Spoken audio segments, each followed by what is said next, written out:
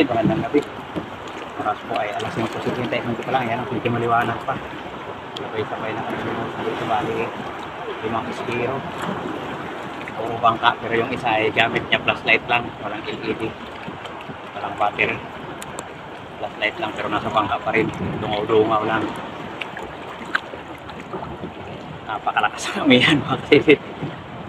Sana swertihin ulit tayo mga kasidit at gabayan tayo ng mahal na Panginoon sa ating paghahanap buhay para maging safe tayo. At sana ay lahat swerte, lahat makahuli. Lakas ang amihan, kaya ang alon nito lalaki na naman. Then mga kasidit, abang-abang lang po tayo mga nakakita. Abang-abang na lang at papadilim pa tayo ng konti bago tayo magsimula.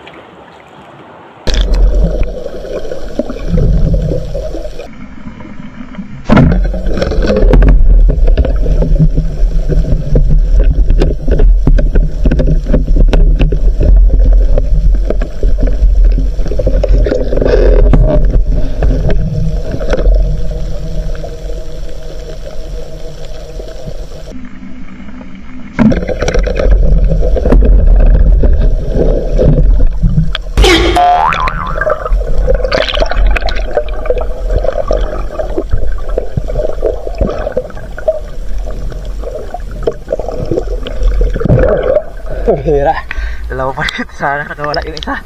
Daplis, ulam na.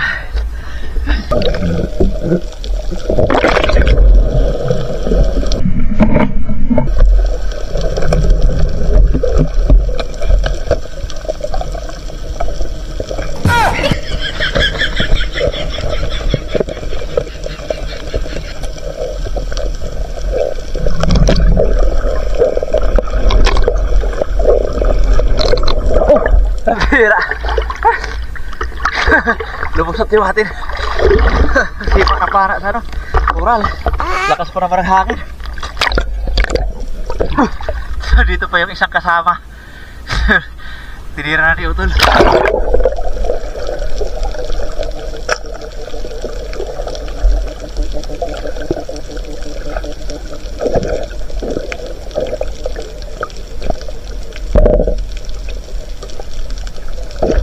Huli ni Utol yung kasama, umamo. Hinintay kasi yung kasama. Yung kasama sa binana to. Unahan ang dugod. Ay, buso ko. Napana ni Utol, umamo yung kasama. Hinintay kasi yung kasama. Yung binana ko nandun sa koral. Hinintay yung isa. Umamo. Na-trap yung para natin. Lakas pa naman kasi ng hangin at agos.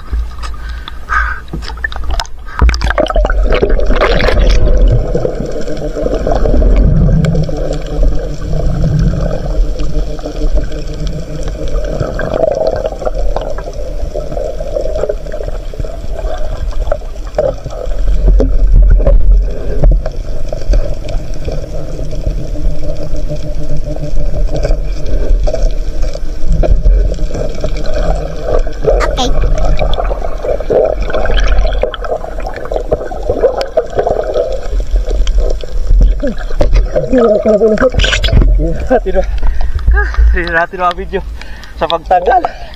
Buti na kat nalusot pa.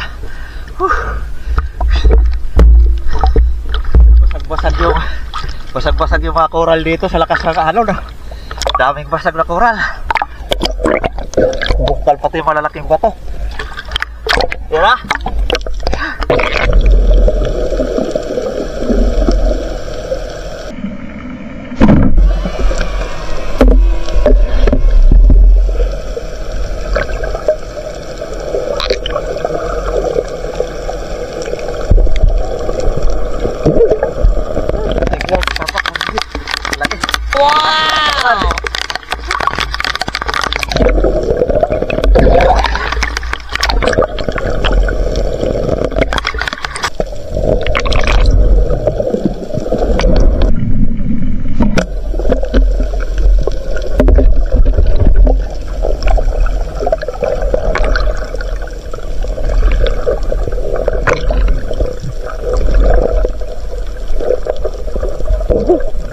Lakas ng hangin.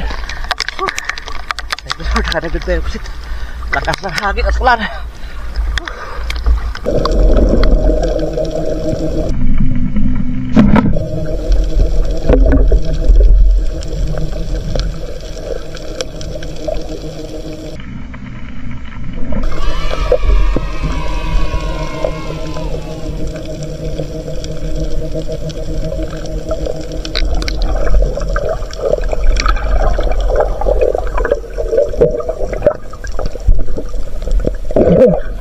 Thank you Lord.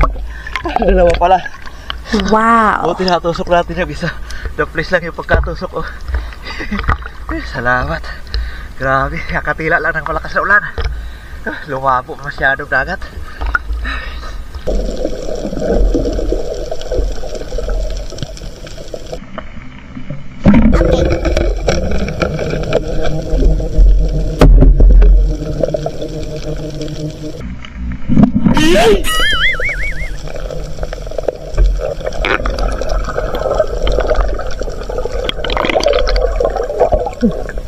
Katampak pa kasi sila. Hindi daw sa pasara yung kasama. Hindi tinablan. Mga kasisid, sagwa na tayo pa uwi. Zero visibility na yung dagat. Wala nang makita. Grabe yung labo. Laki ng alon. Tapos bumaha. Lakas ng ulan. Si Otol at saka yung tito ko nandun na sa tapat namin daw ng ano. Nauna sa akin. Sagwa na tayo. Ay, pakalabot lang, wala nang makita. Uwi na tayo mga kasisid. Wrong timing tayo ngayon. Pakasama ng panahon. Yun. Ayos lang. Ang mahalaga ay ligtas at meron naman tayong huli. Makakapang-ulam. So, siguro makapagbenta rin tayo ng mga 1 kilong profit. Yun lang. Tapos may ulam na isda. Grabe talaga. Parang putik. Parang putik yung kulay ng dagat. Yan mga kasisid. Abang-abang na lang pagdating sa bahay. Tingnan natin to kung makailang kilo tong huli natin. A few moments later. Yun mga kasisid, dito na tayo sa bahay. Umuwi tayo ngayon ng maaga. Nagsiuwian na. Lahat na umuwi dahil nagkulay putik na yung dagat sa baha. Kunti lang yung huli natin. 3 pirasong isda. Ito lang yung huli natin. Ayos na. Kahit paano may huli. Ang importante ay maayos tayong nakauwi. Yan. Kilohin na lang natin diretso. 4 na pirasong putit lang. Maliliit. Si Otol 2 pusit at nakadagdag siya ng 1 kulambutan.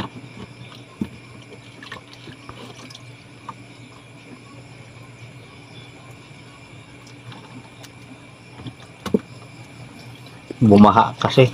Kaya hindi na makita. Nangalingasaw putik na yung dagat. Yun, 1 in 1 port. Sorry.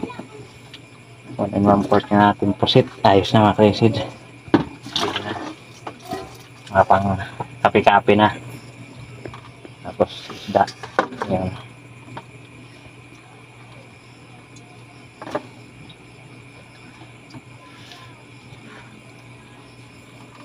$900 grams. Sorry. 2.2 pa rin yung huli natin mga kasisid. Ayos na kahit paano. Mayroon pa rin no. Yun ang huli natin. Higit 2 kilo pa rin. Ayos na yan mga kasisid. Salamat pa rin sa Panginoon kahit paano may blessing tayo at ligtas tayong nakauwi. Yung mga kasisid.